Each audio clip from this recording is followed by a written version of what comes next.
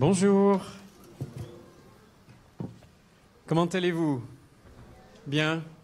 C'est un plaisir pour moi d'être avec vous et de saluer aussi tous ceux et celles qui nous rejoignent par Internet. Vous savez que le campus MLK par Internet grandit d'une manière exponentielle. On est très fiers, très honorés d'avoir autant de personnes un peu partout dans le monde qui nous suivent et regardent et qui se font du bien comme on se fait du bien ici à MLK. Vous êtes d'accord avec ça?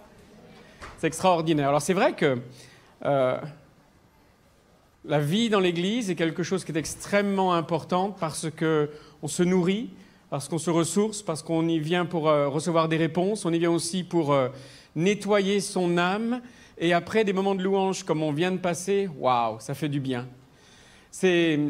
La répétition de ces moments de louange n'est absolument pas une lassitude, au contraire, je m'assieds là, j'attends mon tour, mais qu'est-ce que ça fait du bien, ça élève notre âme. Je ne sais pas ce qu'a été votre journée, votre semaine, mais vous êtes au bon endroit, au bon moment, parce que c'est la maison de Dieu. Alors, qui sommes-nous? Certains d'entre vous nous connaissez. Rachel et moi sommes membres de l'équipe pastorale ici à MLK, mais nous sommes sans doute les pasteurs que vous voyez le moins, n'est-ce pas? Nous sommes comme les hirondelles qui annoncent le printemps. Nous, en général, on annonce l'été. On a une saison où on travaille en France, et c'est la fin de notre saison. On rentre après demain matin en Colorado, là où nous habitons. Mais notre rôle, je ne sais pas si tout le monde sait ce que nous faisons ici, en fait. Notre rôle est de prendre soin de ceux qui prennent soin de vous. Vous êtes d'accord avec ça? Ça, c'est extrêmement important et votre pasteur Yvan et Nathalie sont absolument convaincus de ça depuis toujours. C'est qu'en fait, quand on est bien, eh bien, ceux qui dépendent de nous vont bien parce que être bien, c'est contagieux. Qui a envie d'être contagieux avec de la joie à répandre? Qui a envie d'être contagieux avec des sourires à répandre? Il y a des personnes, on va spontanément vers elles parce que si on sait qu'on n'est pas trop bien, leur sourire va nous faire du bien, même si c'est tout ce qu'on va échanger. Waouh, ton sourire m'a fait tellement de bien. Et bien, c'est notre job, en fait, c'est de nous assurer que tous ceux qui vous servent ici, les directeurs de services de département, ceux qui sont sur l'estrade, ceux qui travaillent d'une manière ou d'une autre, eh bien, qu'ils aillent le mieux possible. Parce que MLK, c'est une église contagieuse, parce que vous rayonnez de joie, et de cette joie qui change tout dans la vie, c'est celle de connaître Christ. Alors, notre travail fait que nous voyageons beaucoup, à peu près 5-6 mois par an. Et il n'y a pas très longtemps, nous étions en Espagne. Qui est déjà allé en Espagne? Ouais, tout le monde, presque, non pas tout le monde, mais pas mal. Nous, on n'y est pas allé souvent, mais bon, ça se trouve, ces derniers temps, on était à Malaga, en Andalousie, donc au sud de l'Espagne. Et puis, j'ai découvert quelque chose que je voudrais vous partager aujourd'hui, et ce sera le thème de ce que je voudrais voir avec vous. Et en fait, c'est une phrase en latin, et cette phrase, c'est la suivante, « nec plus ultra ». Vous avez déjà entendu, qui a déjà entendu cette expression? C'est le nec plus ultra. Ça veut dire quoi? C'est génial, c'est le top, c'est le dernier cri, c'est le nec plus ultra, je ne sais pas, des chaussures, de la chemise, ce que vous voulez, c'est le top du top et il n'y a rien de mieux. C'est ça que est-ce que vous avez compris comme moi? Bon, j'ai une confession à vous faire, ça ne veut absolument pas dire ça. Mince. Enfin, c'est une extrapolation. Je ne sais pas si vous avez fait du latin, j'ai 50 ans maintenant, donc mon âge commence à se voir, et à l'époque, on faisait du latin, et j'étais un des élèves préférés de ma prof, non pas parce que je brillais par mes qualités en latin, mais parce que j'avais des versions, vous savez, quand on prend le texte et qu'on essaie de l'expliquer, qui étaient tellement éloignées du texte que ça partait dans de l'imagination, et j'avais entre 0 et 1 sur 20, mais quand j'avais 1, c'est que vraiment, je l'avais emmené quelque part, ma prof. Ça n'avait rien à voir avec le texte d'origine, mais au moins, elle avait bien rigolé, quoi. C'est à vous dire combien j'étais bon en latin. Mais nec plus ultra, c'est exactement le thème de ce que je voudrais vous apporter aujourd'hui. En le séparant, c'est Yvan qui a eu l'idée en 3 morceaux. D'abord le nec, ensuite le plus et en dernier l'ultra. Vous êtes d'accord avec moi? Alors d'où est-ce que ça vient? Eh bien ça vient d'un point de géographie. Et ce point de géographie que vous voyez ici, c'est le détroit de Gibraltar. Vous savez où est le détroit de Gibraltar? C'est l'extrémité ouest de la Méditerranée. C'est là où la Méditerranée se connecte avec l'océan Atlantique. Et pendant des siècles et des siècles, ce point géographique représentait quelque chose d'extrêmement important. Alors, vous voyez, à droite, sur l'écran, vous avez ce qu'on appelle Punta Almina, et ça, c'est du côté du Maroc. Et puis, à gauche, vous avez le rocher de Gibraltar, qui appartient à l'Angleterre, mais qui est sur le territoire... Enfin, c'est un débat politique, mais ça appartient à l'Espagne, en quelque sorte. Et en fait, pendant des siècles, Chaque Européen, chaque navigateur, chaque personne qui arrivait à cet endroit-là savait qu'à cet endroit, vous voyez, les deux rochers constituaient symboliquement deux colonnes, et on appelait ça les colonnes d'Hercule. Vous avez déjà entendu parler de ces colonnes? Et en fait, toute personne qui se retrouvait en face de cela savait que nec plus ultra, il n'y a rien au-delà de cette limite. Il n'y a rien. C'est un mur invisible, c'est la limite du monde connu, et ça ne sert à rien d'aller plus loin parce qu'il n'y a rien plus outre. C'est-à-dire il n'y a rien, vous avez entendu l'expression outre-mer, ça veut dire de l'autre côté de la mer, eh bien il n'y a rien au-delà de cela. Et en fait, c'est une limite qui a fonctionné pendant des siècles. Et pendant des siècles, les hommes et des femmes de cette époque, en fait, acceptaient que eh bien, la progression soit terminée à cet endroit-là, et que la vie devait se vivre en deçà, mais pas au-delà. Et c'était quelque chose d'accepté par tous, ça avait été décrété par certains, mais personne ne remettait véritablement en cause ceci, parce que, eh bien, ce n'est pas la peine d'aller plus loin. Et je vais commencer à réfléchir avec vous sur le nec, la négation, le non. Ce n'est pas la peine d'aller plus loin, ça ne s'est jamais fait, on n'a jamais entendu que ce soit possible. Ceux qui ont essayé ne sont pas revenus, donc en fait, c'est l'échec. Reste là où tu es. Peut-être que ce n'est pas extraordinairement confortable, mais c'est le monde connu, c'est le monde du « ça c'est déjà fait » et tu es en sécurité. De l'autre côté, il n'y a pas de contrôle, on ne sait pas ce qui peut se produire. Reste là où on sait. Et vous voyez, dans cette mentalité, eh bien, les gens se disaient même que, en fait, ça ne sert à rien d'aller de l'autre côté, parce que peut-être même que la Terre est plate et qu'en fait, on tombe au bout de la Terre plate, dans un trou sans fond, donc ce n'est pas la peine. Je voudrais vous poser cette question. Est-ce que vous avez un tel mur infranchissable dans votre vie? Une limite qui n'est peut-être pas visible, mais qui est là et qui vous dit « c'est pas la peine d'essayer, c'est pas la peine d'aller de l'autre côté, parce que tu n'y arriveras pas, parce que ça ne s'est jamais fait, parce que c'est pas pour toi, parce que c'est pas pour ta famille, parce que ça ne s'est jamais vu dans ta génération, et donc cette limite-là, elle ne peut pas être franchie. » Si vous avez quelque chose qui ressemble à ça dans votre cœur et dans votre vie, j'aimerais que vous le regardiez en face quelque part. Cet interdit qu'il y avait, il était accepté par la majorité et donc pas remis en question. Et si, aujourd'hui, c'était un bon moment pour remettre en question certaines certitudes. Parce qu'en même temps, quand on accepte ce genre de choses, on meurt à certains rêves. On meurt à certaines ambitions. On meurt à des choses qu'on aurait et si, mais non, c'est pas possible. Je vais vous donner un secret de ma vie. Maintenant que j'en parle comme ça depuis ce matin, c'est plus tellement un secret, mais pas grand monde le savait avant que j'en parle. Mais j'ai grandi dans une ville qui s'appelle Nevers, dans la Nièvre, en Bourgogne. Je ne sais pas si vous savez où c'est. Si vous ne savez pas où c'est, ce n'est pas essentiel à votre vie. Je sais qu'on est deux à MLK, que je sache à être né là-bas, mais Nevers, si vous enlevez le S en anglais, ça fait never, qui veut dire jamais. C'est pas tellement un joli nom pour une ville, mais c'était un peu, quelque part, ça va m'aider dans mon image, même si ça vient du latin et pas de l'anglais, mais dans cette ville où j'ai grandi, depuis l'âge de 3 ans, la première année de maternelle, jusqu'à l'âge de passer de mes 17 ans, j'ai souffert d'une maladie qui s'appelle de l'hyperanxiété ou de l'hyperémotivité. Et comment ça se manifestait? Tous les matins, depuis mon premier jour de maternelle, parce que je m'en souviens, je ne sais pas si vous avez beaucoup de souvenirs à cet âge-là, mais moi, il était marquant, jusqu'à mes 17 ans et plus, chaque matin d'école, au moment de partir à l'école, j'avais une boule d'angoisse qui montait, qui me saisissait, et je vomissais. Alors vous multipliez par les 14 années qui sont dans cette période, et vous multipliez par le nombre de jours d'école, et vous voyez quelle était ma vie quand je devais aller à l'école. Celle de mes parents, par extension, parce que quand vous avez un petit qui, tous les matins, systématiquement vomit, donc j'ai appris très rapidement à ne jamais manger le matin. Je me suis rattrapé, n'ayez pas d'inquiétude pour moi. Mais j'ai appris à gérer quelque chose qui était un handicap, une phobie qui me bloquait dans tout ce que je voulais faire. Pourquoi? De quoi est-ce que j'avais peur?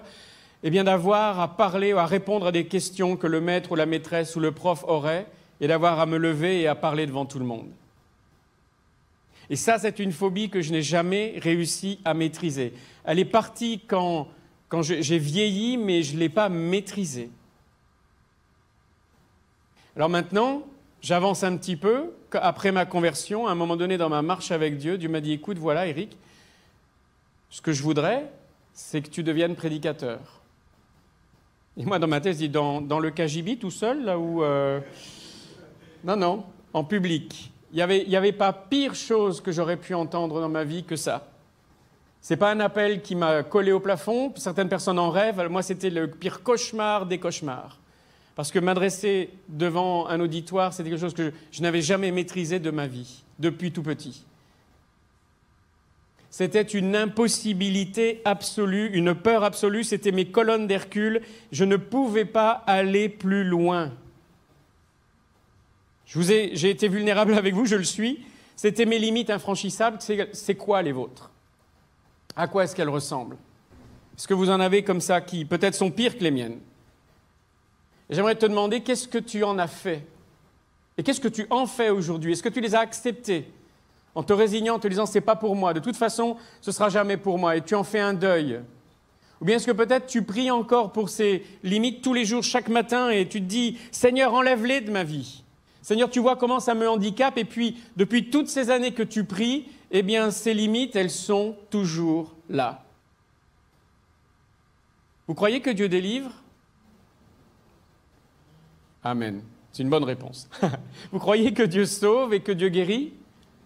Et je le crois. Je crois que tout est possible à celui qui croit. Rien n'est impossible à notre Dieu. Mais il y a des moments, il y a des prières qui restent sans réponse. Et pourtant, on aurait besoin que Dieu enlève cela de notre vie. Ce ne serait pas du luxe. Je ne parle pas du confort. Je parle de quelque chose qui est essentiel. Et dans ce genre de circonstances, eh bien, comment on continue ? On a un nec plus ultra, c'est la limite et au-delà de cela, je ne peux pas vivre, je ne peux pas exister, je ne peux pas m'imaginer de l'autre côté. Je voudrais que vous regardiez à cet homme qui s'appelle Nick Vujicic, vous le connaissez ? Vous en avez déjà entendu parler ? Vous avez déjà vu peut-être, peut-être pas ? Donc c'est un Australien d'origine serbe et il est né sans bras et sans jambes. Aujourd'hui, c'est un évangéliste internationalement connu qui touche des centaines de milliers de personnes par an, qui est bientôt papa de 4 enfants, parce qu'il en a 2, puis sa femme attend des jumeaux. Bon courage, moi j'ai eu 5 fils. Quand je les avais les 5 sur le dos, j'arrivais à peine à... Et à un moment donné, il a fallu que je leur dise, écoutez, maintenant, je ne peux plus, vous êtes trop forts pour moi. Je ne sais pas comment il va les gérer, mais il a plus de foi que moi. Hein. C'est extraordinaire quand on le voit comme ça. Maintenant, regardez la prochaine diapo. Qu'est-ce que vous en pensez ? Soyons honnêtes un tout petit peu, si vous étiez ses parents. Comment vous auriez réagi ? Il n'est pas question de ne pas aimer cet enfant. Ses parents lui ont donné la chance de naître déjà, ce qui est extraordinaire aujourd'hui. Et on ne peut qu'honorer la foi de personnes comme cela. Mais en même temps, il faut être honnête aussi, comment leur cœur a dû être brisé quand ils ont vu les premières échographies, quand ils l'ont vu, quand ils l'ont pris dans leurs bras, un mélange d'amour et de tristesse, et comment ils ont dû prier Dieu. Seigneur, que ces membres repoussent. Est-ce que je crois que Dieu peut le faire ? Oui, je le crois. Même si ça peut sembler impossible, j'ai la conviction que tout est possible à notre Dieu. Combien de mois, d'années, de jeûnes et de prières peut-être ont-ils dû réaliser ? Et puis quand il est devenu plus âgé, quand il était adolescent, comment est-ce que vous croyez qu'il a prié aussi pour lui-même ? Vous savez que dans le cerveau, il y a toutes les terminaisons nerveuses de ses bras, de ses jambes. Peut-être combien de fois le matin s'est-il réveillé en se disant « ça y est, maintenant je les ai », puis il ouvre ses yeux, il n'y a rien. Ça vous est déjà arrivé de vous retrouver dans des situations similaires à cela ? À un moment même, il était tellement désespéré qu'il a essayé de se suicider en se jetant dans une piscine. Puis je pense que l'eau et la main de Dieu ont fait le reste et ils l'ont ramené à la surface et ils ont dit non. Non, ce n'est pas ce que je veux pour toi. Ce n'est pas que ta vie s'arrête là. Ce n'est pas que tu restes coincé ici avec cette limite infranchissable et le désespoir qui y est attaché. Et là, nous avons un choix à faire. Ce choix est le suivant. Soit je me résigne et j'accepte mes 100 fois en étant fataliste. On peut des fois mettre un petit badigeon de peinture de foi, mais quand on est fataliste, ça veut dire ça ne changera jamais et il y a une mort qui vient dans ton cœur. Il y a un deuil qui s'installe et tu te résignes et tu t'installes dans un endroit qui est mortifère. Ou bien on accepte Mais pas n'importe comment. On accepte en se disant « Je ne comprends pas, Seigneur, tu connais ma douleur, tu vois mon combat, tu vois les années de souffrance, mais je veux croire et je décide de croire parce que je crois dans ton amour pour moi que tu vas en faire quelque chose et là, cela va vous mettre en mouvement. » L'un correspond aux lois du royaume, l'autre non. L'une des attitudes est vraiment spirituelle, l'autre ne l'est pas. Mais c'est notre choix de réagir en fonction des lois du royaume. Et ce choix n'est pas facile, mais c'est le choix que Dieu met devant nous. Et la question que je vais vous poser est un petit peu incroyable, mais si Dieu te faisait aller plus loin, malgré tes limitations, malgré ces colonnes d'Hercule, malgré ce mur infranchissable, voire, et si Dieu te faisait aller plus loin avec ces limitations, ou même grâce à ces limitations. Si on termine un tout petit peu avec Nick, aujourd'hui, c'est quelqu'un qui va dans des pays où personne d'autre, étant officiellement évangéliste, pourrait aller. Personne, il va dans des pays qui sont fermés à tout ministère officiel. Pourquoi ? Parce qu'il a l'air de rien comme ça. C'est un des hommes de l'amour de Dieu les plus dangereux qui soit, parce qu'il amène des personnes adultes en larmes à réaliser qu'il y a un sauveur qui les aime. Et c'est avec cela, d'ailleurs il le dit lui-même sous forme de blague, qu'il est les bras et les jambes de Christ sur terre. Mais à un moment donné, on a un choix à produire. Quelles sont tes limites ? Le Seigneur nous dit que, en fait, c'est Paul qui le dit, mais Dieu nous parle au travers de ça, c'est quand je suis faible que je suis fort. Ça veut dire quoi pour toi ? C'est quoi ce paradigme dans ta vie à toi ? Et si Dieu utilisait ton manque de moyens pour se glorifier au travers de toi ? Est-ce que ce serait quelque chose de possible ? Alors peut-être que tes limites sont familiales, physiques, tes études, ton travail ou manque de travail, manque d'études, je ne sais pas ce que c'est. Mais ce que je voudrais vous dire, c'est que la liste de nos limitations, elle est sans fin. Parce que toute personne sur cette terre livre un combat dans le secret de sa vie dont tu ignores tout. Ton voisin, ta voisine a un combat dans sa vie qui est secret parce qu'on n'en fait pas la publicité, parce qu'on n'aime pas en parler, parce que ça ne nous met pas sous le meilleur angle, sous la meilleure lumière. Et pourtant, c'est quelque chose qui est là et qui nous embarrasse tous les jours peut-être. Vous savez, Rachel et moi, nous travaillons avec principalement, donc, on travaille avec des couples pastoraux, missionnaires, des gens qui sont responsables de ministères. Certains sont très connus, d'autres ne le sont pas du tout et ça n'a aucune importance. Mais vous vous dites sans doute, ces gens-là, ils sont exceptionnels spirituellement, ils ont tout compris. Même si vous ne le dites pas comme ça, vous le pensez. Par rapport à moi, ils sont tellement loin. Vous croyez que c'est vrai ? Vous croyez que ça existe, des super-héros ? De la foi ? Il y a des biographies qui sont dangereuses à lire parce qu'elles vous montrent que les bons aspects. Le reste, on passe sous silence. Et on vous fait croire à des personnes qui n'existent pas. Parce que tout le monde a des combats secrets. Tout le monde lutte contre quelque chose. Et ces gens qu'on a face à nous, ils ont des craintes, ils ont des doutes, ils ont des combats, ils ont des fois leur foi est challengée. Ils se demandent même si Dieu a encore de l'amour pour eux, alors que Dieu a fait tellement de choses au travers d'eux, mais ils ont des doutes pour eux-mêmes. Ça vous est déjà arrivé de croire que Dieu peut le faire pour quelqu'un d'autre, mais pas pour vous ? Que moi, ça m'est arrivé tellement souvent que je ne sais même plus compter. Je n'ai jamais été bon en maths, vous me direz, mais d'où est-ce que ça vient, des fois, on le croit pour les autres et pas pour soi ? Ces gens-là sont comme nous, sont comme toi exactement, parce que peut-être que le plus grand impossible, la plus grande limite, c'est celle dans laquelle tu crois dans ton cœur. Dans ton cœur, c'est là qu'il y a la limite. C'est là aussi qu'il y a ton libre arbitre que Dieu respectera. Le nec, le rien, c'est pas possible, c'est pas pour moi. C'est peut-être ça le plus gros des verrous qu'il y a en ce moment à l'action de Dieu dans ta vie. Parce que cette mentalité-là, c'est pas celle du royaume, c'est pas celle d'un fils ou d'une fille de Dieu. Et pourtant, c'est ce que tu es. C'est qui tu es. Ça me rappelle quelqu'un dans la Genèse à qui Dieu a demandé de partir de sa maison pour aller jusqu'au pays de Canaan. Vous avez une idée de qui ça peut être ? Abraham ? Eh bien non. Je vous ai eu, c'est vrai pour Abraham, mais il n'y a pas que Abraham. En fait, dans Genèse 12, c'est Abraham qui part, mais avant lui, quelqu'un d'autre est parti, et c'est son père, Téra.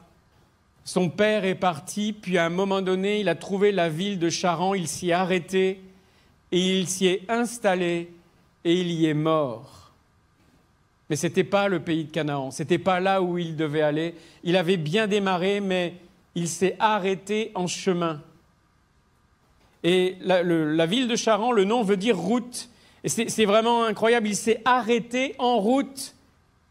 Et il n'est pas allé jusqu'au bout. Qu'est-ce qui l'a rattrapé? Est-ce que c'est une blessure? Est-ce que c'est... Je ne sais pas ce que c'est. Est-ce que sa vie, c'était trop difficile pour lui? Mais il s'est arrêté avant d'avoir vécu ce que Dieu voulait qu'il vive, ce à quoi il était appelé. Un autre a pris, c'était son fils, le flambeau, et il est parti à sa place, mais ce n'était pas le désir de Dieu pour sa vie à lui. Nec, il s'est arrêté, c'est pas plus loin, c'est pas la peine, ça s'est jamais fait, c'est pas pour toi. J'aimerais que si vous avez ça dans votre cœur, vous entendiez cette voix, ce n'est pas fini pour ta vie. Ce n'est pas là où Dieu veut que tu t'arrêtes. Ce n'est qu'un point de départ, et ce qui semble infranchissable, Dieu va s'en occuper, il veut que tu quittes cet endroit de peu pour voguer et partir en le suivant parce qu'il y a plus pour ta vie. Il y a plus. Vous le croyez? Il y a plus pour toi, il y a un océan à traverser. Et si vous ne vous retenez qu'une seule chose au niveau de l'Écriture, retenez ce verset de Jean 14, 12. En vérité, je vous le dis, celui qui croit en moi fera aussi les œuvres que je fais, et il en fera même de plus grandes parce que je vais vers mon Père. Vous savez qui dit ça? C'est Jésus, c'est pas moi. Et Jésus dit, en fait, si vous croyez en moi, vous ferez des choses plus grandes que moi. Et comment c'est possible? Je voudrais que vous regardiez après la photo qui suit. Ce magnifique bateau, c'est vous. C'est comme ça que Dieu vous a conçu. Et un bateau est en sécurité dans le port, mais il n'a pas été conçu pour cela. Tu es peut-être en sécurité à l'amarrage aujourd'hui, mais ce que le Seigneur veut, c'est que tu réalises que les cordages, les mâts, les voiles, tout l'équipement qu'il y a à l'intérieur, Dieu l'a désigné pour quelque chose de précis. Il veut que tu fasses tomber les voiles et que tu ailles plus loin. Parce que tu n'as pas été fait pour rester là où tu es en ce moment, bloqué. Il y a plus de sa part dans ta vie. Je veux dire, mais comment je vais réussir? Jésus a dit, il vous est avantageux que je m'en aille parce que je vais vous envoyer quelqu'un qui vous expliquera toutes ces choses qui me concernent. Qui voudrait avoir Jésus dans sa vie tous les jours, dès le petit déjeuner, vous disant dans la journée, pour la journée qui vient, de vous donnant des conseils, vous disant quoi faire, quoi ne pas faire, qui voir, qui ne pas voir, où dire oui, où dire non. Qui voudrait avoir ça comme avantage? Sauf que ce n'est pas le mieux que Dieu a pour nous. Déjà, il aurait été avec moi, pas avec vous. Parce que moi, je lui aurais demandé de venir s'installer avec moi. Mais le Saint-Esprit qui nous a été envoyé peut être avec chacun et chacune d'entre nous. Il peut être avec toi, ma sœur, et te dire le matin ce que tu as besoin d'entendre pour la journée qui vient, tout comme il va me dire où est-ce que je peux franchir quelque chose qui m'a semblé infranchissable, tout comme il le dira à chacun d'entre vous si vous l'invitez à le faire. Il y a plus pour ta vie. Vous savez, ces bateaux, je reviens à mes colonnes d'Hercule. Un jour, des Italiens sont venus. Il y en avait un qui venait de Gênes, de la ville de Gênes. Il ne devait pas connaître beaucoup l'Espagne. Il s'est dit, mais c'est quoi ces colonnes-là? Mais moi, je crois qu'il y a quelque chose de l'autre côté. Il s'appelait Christophe. Ça doit être le même. Et en 1492, il a cru qu'il découvrait l'Inde. Vous savez comme moi qu'il a découvert la République dominicaine, les Caraïbes, etc. Qui est déjà allé dans les Caraïbes? Vous en venez même certains. Hein. Ce sont des endroits extraordinaires. Il n'a pas réussi à trouver ce qu'il cherchait, mais il a trouvé tellement plus. Ils ont, ces hommes-là, et après lui, il y a eu Amerigo Vespucci. Amerigo, ça vous dit quelque chose, Amerigo? Son nom a donné l'Amérique. Ces Italiens se sont dit, ces limites qu'on a imposées, elles ne sont pas pour nous. Et on va aller de l'autre côté, et on y croit, et on va ouvrir quelque chose qui est nouveau. Ils avaient une conviction en eux. Quelle est la conviction que le Saint-Esprit dépose en ce moment sur ton cœur? C'est quoi le plus vers lequel il veut t'emmener? C'est quoi cette dimension? Parce que non seulement il veut que ce soit pour toi et que tu triomphes de cette limite, mais en triomphant, tu pourras ouvrir une route pour d'autres que Dieu met dans ta vie, qui ont besoin d'entendre la même chose. Ce n'est pas pour toi seulement. Les meilleurs repas sont ceux que l'on partage. Ce n'est pas moi, c'est Goldman qui le dit, Jean-Jacques. Pour les plus anciens, vous savez qui c'est. Mais les bénédictions que nous avons reçues sont toujours faites pour être partagées. Seulement, il faut y avancer soi-même. Ces hommes-là sont partis, ils ont tout risqué. Parfois, la navigation était difficile, parfois ils ont connu des échecs, parfois ils ont perdu des gens qu'ils aimaient. Plus peut être moins, il peut y avoir des gens que l'on quitte dans la vie, mais vous en recevrez d'autres. Vous en recevrez d'autres qui correspondront à là où vous en êtes aussi. Et le monde a changé grâce à leur courage parce que les mentalités se sont ouvertes. Et parce que les mentalités se sont ouvertes, des continents se sont ouverts. Et le monde a changé. Et je crois, j'ai la conviction qu'aujourd'hui, c'est la même chose. Mais vous savez quoi? Les deux rochers qu'on a vus tout à l'heure, où est-ce qu'ils sont aujourd'hui? Toujours au même endroit. Seulement leur sens a changé. Ils représentaient avant une limite, après ils ont représenté, c'est la porte de toutes les aventures. C'est la porte qu'on doit franchir pour aller plus loin, pour découvrir les océans. Ces gens-là ne savaient naviguer qu'en Méditerranée, après ils ont dû développer des qualités qu'ils n'avaient pas avant. Ils ont été transformés. Ils ont su naviguer sur les grands océans avec des mers différentes, avec des vents différents, mais ils ont appris, ils ont changé. Nous ne pouvons pas grandir, et c'est une loi du royaume de Dieu, sans accepter l'adversité, sans accepter les challenges, sans accepter les difficultés. C'est ça qui fait grandir notre foi. Tu ne peux pas grandir si tu restes à quai. Tu dois te confronter à des idées nouvelles, à des horizons nouveaux, à des challenges inattendus. Et c'est sur l'océan que tu les rencontreras. C'est en allant dans le plus, pas en restant au port. Ça veut dire, mais j'y suis dans le plus, mais parfois je ne sais plus quoi faire. Christ t'a promis qu'il sera avec toi tous les jours jusqu'à... Donc il est là et il t'est avantageux qu'il y soit. Et ça n'arrivera pas une seule fois, mais plein de fois. Je reviens un tout petit peu sur mon histoire personnelle. Après avoir franchi cette première étape de devenir prédicateur, Dieu nous a confié des églises. Puis, quand on a eu terminé cette saison, il a dit, voilà, tu es bien installé dans une église, tu es heureux. Ah oui, je suis heureux. Eh bien, maintenant, tu t'en vas. Et tu vas prendre tes 5 bébés, et puis vous allez dans un pays où il n'y a rien. Qu'est-ce que vous croyez qu'a été notre réaction au début? Dans un grand élan de foi, ma femme et moi avons dit à Dieu, tu as dû oublier qu'on avait des enfants. Jusqu'à ce qu'il nous montre qu'en fait, il les préparait eux aussi. Jusqu'à ce qu'on soit dans les larmes en disant, Seigneur, j'ai aucune idée de comment on va le faire, mais je crois que c'est toi qui le fais. Puis après avoir passé 8 ans dans ce pays-là, ça nous a dit, voilà, le temps est terminé, vous prenez vos 5 adolescents et vous allez aux USA pour vous former. Je ne sais pas si vous savez combien ça coûte une année d'études à l'université aux USA, c'est autour de 50 000 $ par personne et par an. Et je peux vous dire une chose, je n'ai pas gagné au loto. Du moins, si j'avais gagné, on ne m'a pas donné le ticket gagnant. Et donc Dieu a pourvu d'une manière extraordinaire, qui serait trop longue à expliquer, mais il a pourvu au travers de bourses, au travers de toutes sortes de choses. Et tous nos enfants ont fait des études, par la grâce de Dieu, ont eu des bourses, ils ont un job à côté, ils travaillent pour pouvoir se les payer, etc. Dieu est fidèle, il va t'assister au fur et à mesure où tu avances, mais pour le découvrir, il faut avancer. Il faut être comme ces hommes qui se sont dit, on y va, et tu vas changer. Prends ce talent que tu as et donne-le à Dieu, déclare-le, proclame-le, parce que Dieu est ton employeur, il est ton meilleur ami, il est ton papa. Et regardez cette citation d'Edmund Burke, qui est un Irlandais, un homme politique qui était du XVIIIe siècle. Il a dit « Personne ne fait de plus grande erreur que celui qui ne fait rien parce qu'il ne peut faire que peu. Le peu que tu as, donne-le à Christ et Dieu va le faire fructifier d'une manière que tu ne peux même pas imaginer. » J'aurais jamais imaginé que le Seigneur m'emmènerait si loin dans ma vie, moi qui venais d'une toute petite ville qui s'appelle Nevers, c'est-à-dire jamais, quoi. Dieu est extraordinaire et il veut t'épater plus que tu l'imagines. Regardez cette photo. Vous savez ce que c'est? C'est le drapeau espagnol. Vous voyez les 2 colonnes qui entourent le blason? Ce sont les colonnes d'Hercule. Et Charles Quint, un empereur espagnol, a dit, on va enlever le nec. Le nec, c'est fini.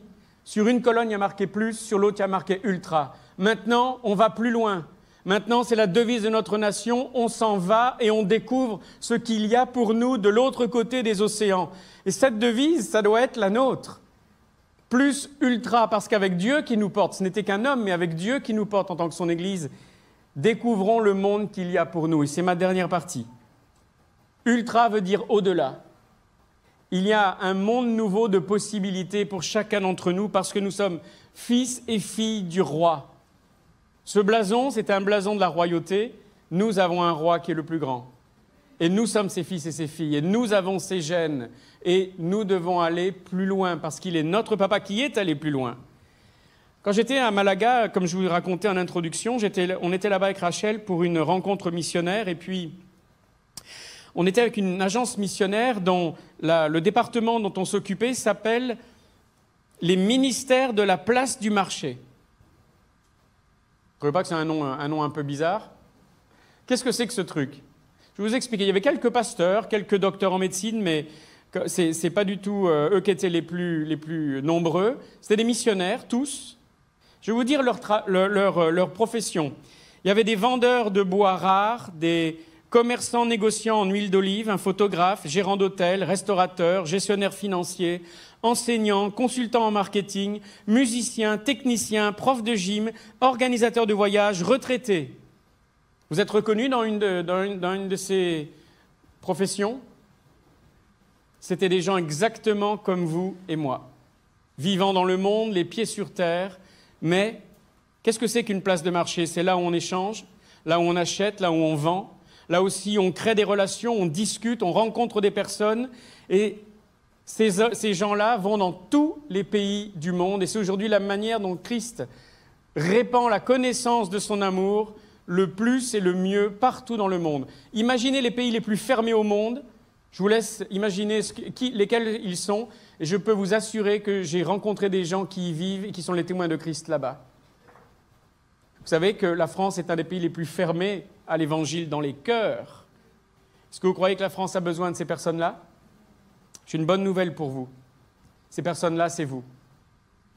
Il y en a qui travaillent déjà, qui viennent d'autres pays, qui travaillent ici, qui sont dans ce genre de vision. Mais vous êtes d'ici. Et Dieu a besoin de vous. Ils sont fils et filles du roi. Et la clé, c'est tout ce que vous faites, faites-le de tout votre cœur, comme pour le Seigneur et non pour des hommes. Ce que tu as, apporte-le à Dieu. Je voudrais rapidement vous parler d'un ami qui s'appelle Étienne. Étienne est un ami américain qui est coiffeur. Et il s'est dit, comment je peux servir Dieu en étant coiffeur? Il s'est dit, je vais faire de mon salon un endroit génial où les gens vont aimer venir. Alors, c'est super, quand vous y allez, il y a une super musique, il y a des boissons, on discute, les gens ouvrent leur cœur, il peut le témoigner de sa foi. Puis il s'est dit, mais un de ses employés, il dit, mais en fait, j'ai eu l'idée un jour de créer une petite boîte portative avec tout le matériel pour la coiffure. Et si on formait des gens dans les pays où il n'y a pas d'électricité, dans les pays où il n'y a pas de coiffeur, et si on allait dans ces endroits-là avec ça, parce que je me suis rendu compte que quand on touche les cheveux, quand on touche la tête des gens, on ouvre le cœur. Vous vous êtes rendu compte de cela? Qu'est-ce qui est aimé chez le coiffeur? Ouais, déjà, ne serait-ce que se sentir beau, se sentir belle, c'est déjà un plus. Eh bien, cette personne touche des centaines de gens. Ils ont commencé à produire ces boîtes simplement avec l'idée, ça va changer la vie de tellement de gens.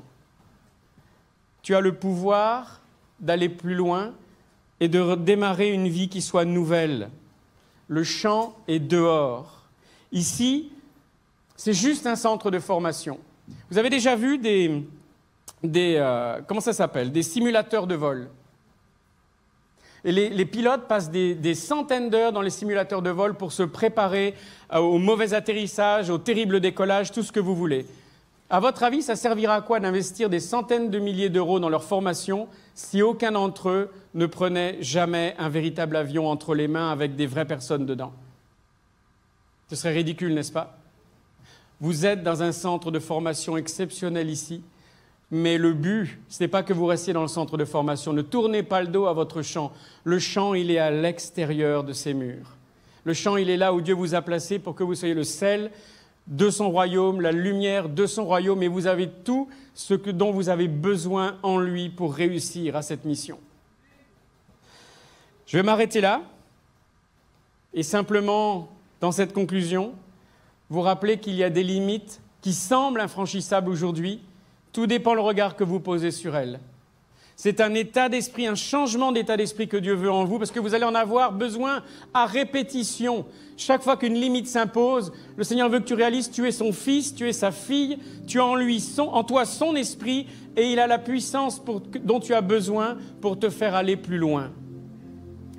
Alors tu es bloqué où aujourd'hui? Est-ce que tu es bloqué dans le nec? Tu as des peurs de démarrer, le beau bateau. J'aimerais qu'on vienne sur la dernière diapo maintenant, si c'est possible. Ce beau bateau-là, c'est toi. Est-ce que tu es prêt à lâcher les amarres et à avancer? Peut-être que tu es bloqué dans des peurs, des fausses sécurités, des complexes. Lève-toi. Lève-toi et dis à Dieu, j'en ai marre.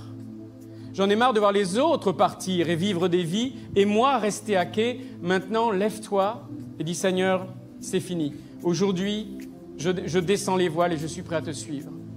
Si tu es bloqué dans le plus, tu as déjà démarré, mais tu dis, mais comment je vais faire? Et puis de l'autre côté, comment je vais naviguer sur ces océans? Fais-lui confiance. Il te parlera au quotidien, il te l'a promis. Avec lui, tu feras des choses plus grandes. Lève-toi et réponds à son appel.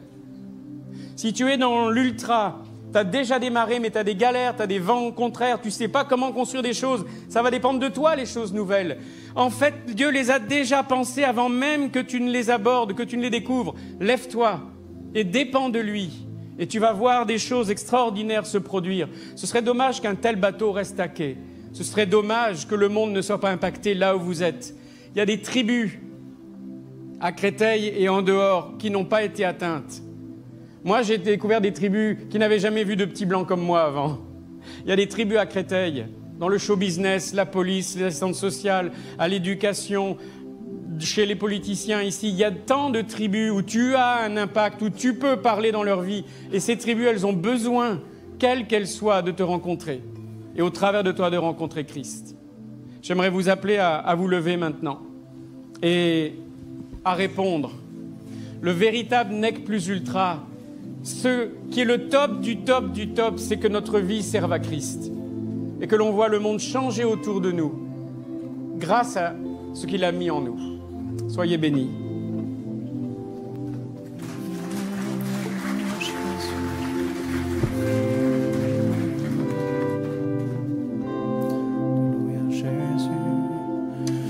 Tu fends la mer et je peux la traverser. Mes peurs se noient dans ton amour. Tu m'as sauvé, alors je peux chanter. Je suis enfant de Dieu. Tu fends la mer. Tu fends la mer et je peux la traverser. Mes peurs se noient dans ton amour. Tu m'as sauvé, alors je peux chanter. Je suis enfant de Dieu. Tu fends la mer. Tu fends la mer et je peux la traverser. Mes peurs se noient dans ton amour. Tu m'as sauvé, alors je peux chanter. Je suis enfant de Dieu. Je ne suis plus esclave. Oui, je ne suis plus esclave de la peur.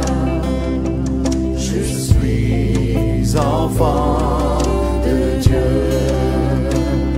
Oui, je ne suis plus esclave de la peur. Je suis enfant de Dieu. Je ne suis plus esclave de la peur. Je suis enfant de Dieu. Je ne suis plus esclave de la peur. Je suis enfant de Dieu. Nous proclamons, tu fends la main. Tu fends la main et je peux la traverser. Mes peurs se noient dans ton amour. Tu m'as sauvé, alors je peux chanter. Je suis enfant de Dieu. Tu fends la main. Tu fends la main et je peux la traverser.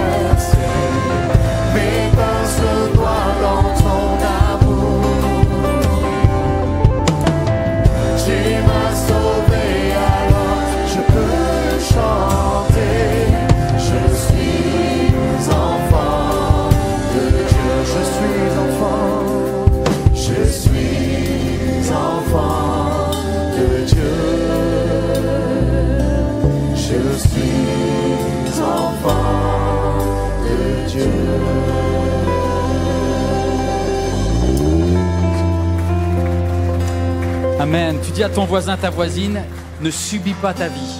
Ne subis pas ta vie. J'entends rien là. Vous qui êtes en direct, ne subis pas ta vie. Voilà. Ne vivez pas dans le neck où vous restez bloqué parce que vous avez peur. Des fois, le fait de traverser un océan, on se dit, est-ce que j'ai tout ce qu'il faut pour bien traverser? Alors on va vous proposer, avant que vous alliez dans votre nouveau monde, ce grand champ des possibilités que Dieu a pour vous, est-ce que vous n'avez pas besoin que votre bateau soit armé avec tout ce qu'il faut? Ça s'appelle la formation. Et pendant des années à MLK, on n'a pas investi dans la formation. Il y avait quelques petites formations comme ci, par là, mais pas vraiment un programme de long terme. Et je vous avais promis, je vous avais dit, dans quelques années, on va le faire. Ben, ça va être au mois d'octobre. Voilà, pour les 500 ans de la réforme du protestantisme, on va lancer un énorme programme de formation, mais pas n'importe laquelle. Voici ce qui se passe. Quand une église atteint 1000 personnes comme nous, le risque, c'est de vouloir faire une formation très interne, auto-MLK. Mais je crois que le royaume de Dieu nous dépasse. Et que ce que les autres font est génial. Donc, on a réuni un comité de plusieurs pasteurs de différentes sensibilités et avec des directeurs aussi de service. Et on s'est dit, qu'est-ce qui se fait le mieux dans la francophonie comme formation? En théologie, dans les arts, la musique, les médias. Qu'est-ce qui se fait de mieux dans la psychologie, dans les relations humaines? Et qu'est-ce qui se fait de mieux dans le business, en management, en organisation? Et on a dit, il faut faire un label. Au lieu de créer une école en plus, on va utiliser ce bâtiment pour être un campus de toutes les écoles qui cartonnent et qui marchent le mieux. Une en théologie, 2, 3, après certaines en psychologie, d'autres en travail de art, je veux différents chanteurs, du gospel, du pop rock, de la danse, de la diversité. Alors c'est parti, ça démarre, premier département, c'est le département théologie. On aura l'église du Temple du Marais qui va travailler sur une formation qui s'appelle Libérer avec nous. On est en partenariat avec les autres églises, quoi. Pareil, le Temple de Belleville. Et pour nous, ici, on sera le campus de l'école qui, je pense, marche le mieux en francophonie. Ils viennent de l'île de la Réunion. C'est l'école du pasteur Steve Rivière qui était venu il y a quelques temps, qui s'appelle l'école Destinée. Et la bande-annonce est sur vos écrans tout de suite.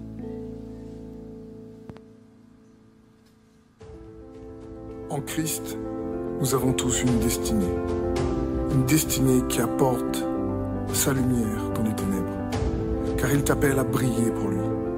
Tu es une solution pour cette nation, le sel qui donne de la saveur à notre société. Dieu compte sur toi pour impacter ton environnement, car la foi, ce n'est pas seulement croire en Dieu, mais croire que Dieu croit en toi pour faire la différence. Il a tant aimé le monde qu'il a donné son Fils unique. Car tu as de la valeur à ses yeux, la valeur de son sang, de son sacrifice. Il t'aime tellement qu'il t'a donné également son Saint-Esprit.